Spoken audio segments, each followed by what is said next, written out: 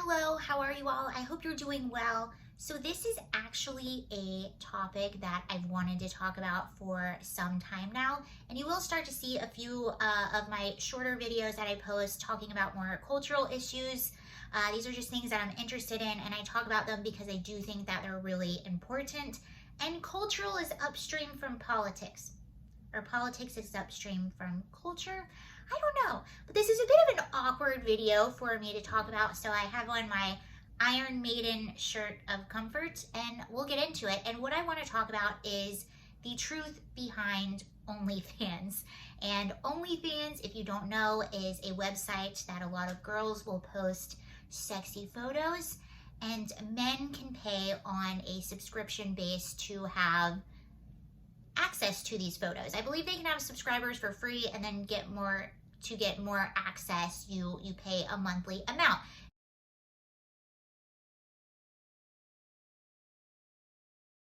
It's like a Patreon for sexy things.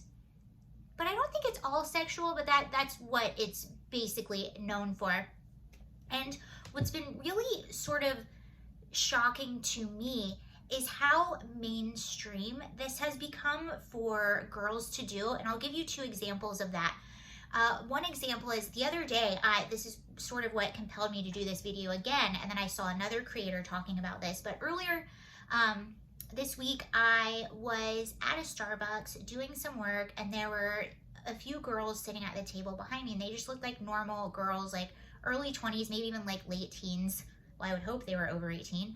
But anyway, they were sitting there, and two of them were like, let's start OnlyFans, like let's go home and start an OnlyFans account. And it was just so incredible to me how just casual this conversation was.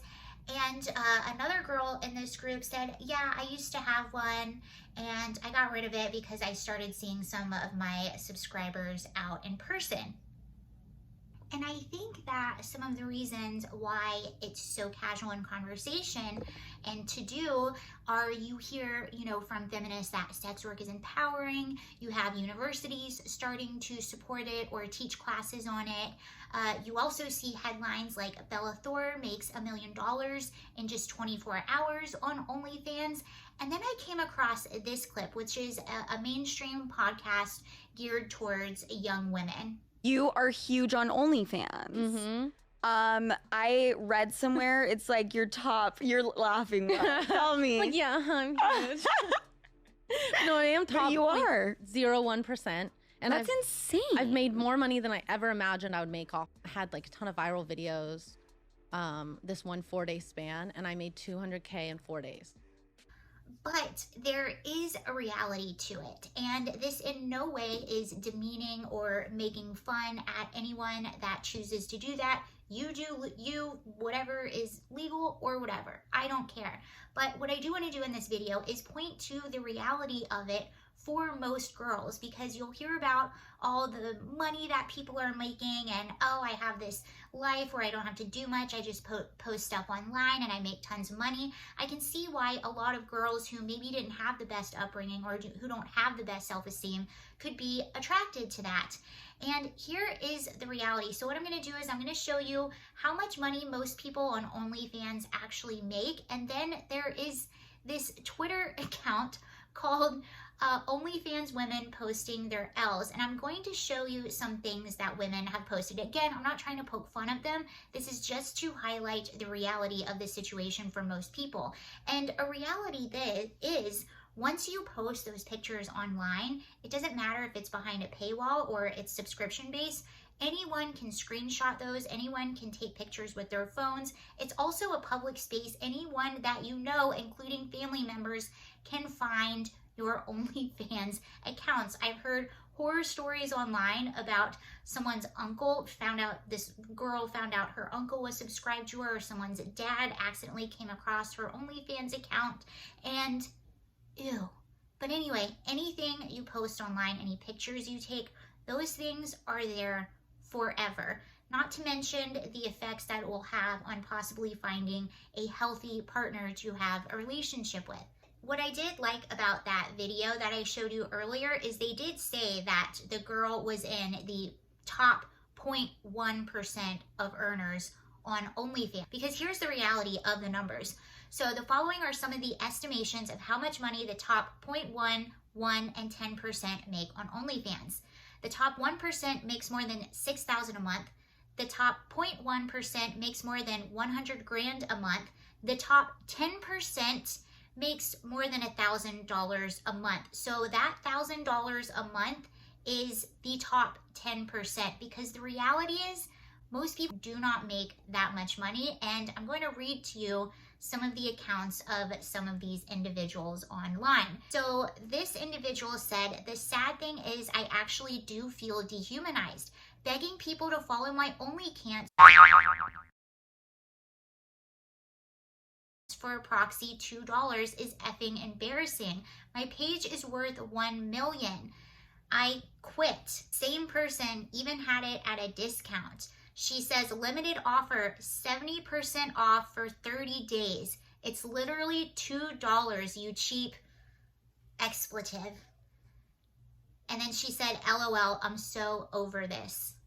Being in a healthy relationship and opening up to each other in that way and giving yourselves each that most intimate part of yourselves is one of the most beautiful things. And to think that you are allowing strangers in to see this part of yourself and it's not even worth a few bucks to them. What would that do to you?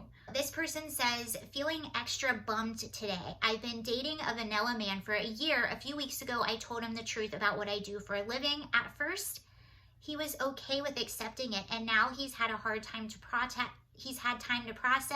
He can't do it. He ended things between us. Most men do not want other men to be looking at your body. This person says, I lied. I'm putting OnlyFans down for a bit. My spirit is broken. No one is staying subscribed and no new subscribers are coming. Figured I'd stop spending money I don't have to on outfits, save more shortly after I move off cam and go on OnlyFans again.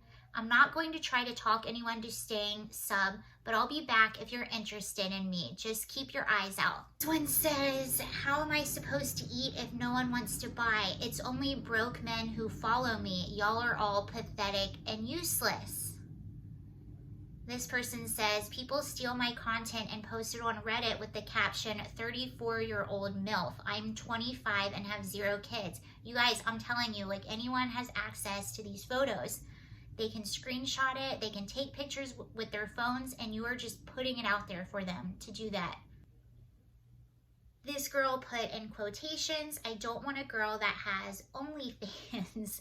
She says, if you're insecure, just say that. No, a secure man wants to be with a secure woman, a woman who puts skills and their mind and their talents before their bodies. What a lot of these women don't understand either is that something like this, for 99.9999999% of women, this sort of income is not sustainable, because men are looking at you clearly for your appearance, and there's always going to be someone younger and hotter and willing to do more or show more than you are. So eventually you are going to have an expiration date and you're not going to have the same income as you once did. And again, I'm not knocking that girl who is on the podcast. I'm not knocking any girl that chooses to do. It's your life. You do what you want. But I do think it's important to understand the reality and to understand the risk that you're taking and what you're willing to give up. And keep in mind, I'm not just talking about the women that do this. There are men at the other side of the computer screen. I think that could be a whole nother video in itself. Anyway, those are just a few of my thoughts on the matter. Let me know what you think. I hope you enjoyed that video, and I'll see you later. Bye.